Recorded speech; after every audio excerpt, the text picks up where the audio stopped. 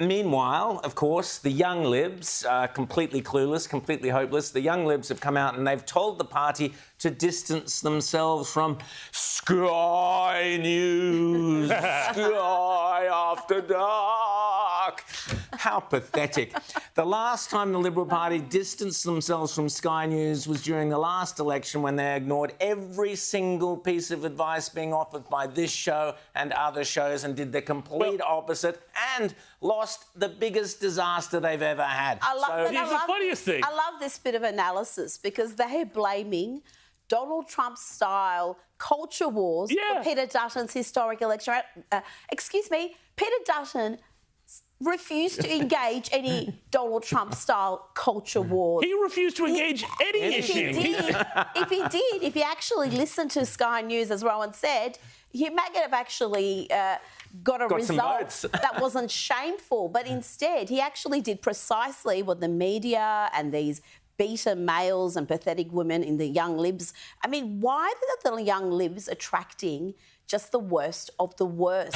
What happened to the best and brightest, the bold policy ideas coming from these Young Libs? No, now we just get this sort of Guardian, ABC, SBS messaging. I mean, go join the Teals. Go start a Young Teals group if there isn't one already, because if this is the future of the Liberal Party, it has no future. Well, here's the thing. I mean, there are plenty of Young Liberals out there, and there are plenty of Young Sky News viewers. Where are they? They're not in the. Are they in the room with us now? They're not in the Young Liberals. They're not in the Young Liberals. No, That's where they are. They're Young Sky News viewers out there. The Young Liberals, particularly in New South Wales, they all live in apartments in Potts Point with their designer dogs, and they think that that they're in touch with mainstream Australia because the price of a coffee went up.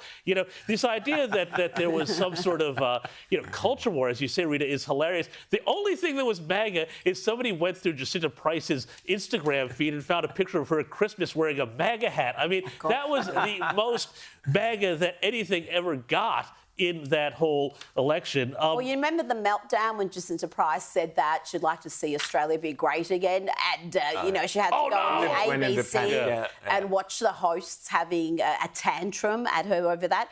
Just on New South Wales, though, it's very interesting that the Liberal leader here, Mark Speakman, has told his party to behave themselves, to get behind him, and he's promising bold risk-taking. He's going to be taking Nick Reiner's advice. Dear. I'm not seeing evidence of that, James. I'll tell you what, Mark Speakman is, and I know you've got your own problems, Rita, in Victoria with your own leadership.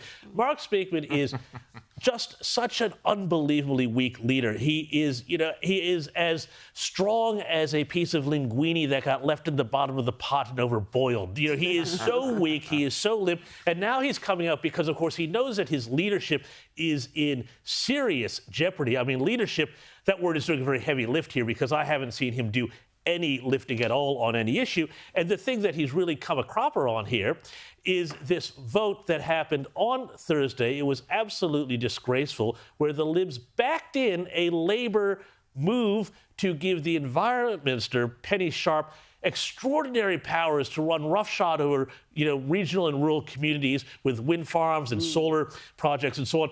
Things that have been tearing the state, and I know a lot of other states, absolutely apart. And Speakman clapped it in. It was a 4-page piece of legislation. And he said, we didn't have time to do the analysis and the legal advice on 4 pages of legislation. And they clapped it in because Labour said, this is an emergency and we really need it. And they said, okay, fine. And as we're going to talk to Wendy Tuckerman about a bit later, this was also kept out of the party room. It's absolutely disgraceful for Mark Speakman to get up there and say, we need to be focused on taking it to the opposition. He's not been taking anything to the opposition. He has been clapping the government in.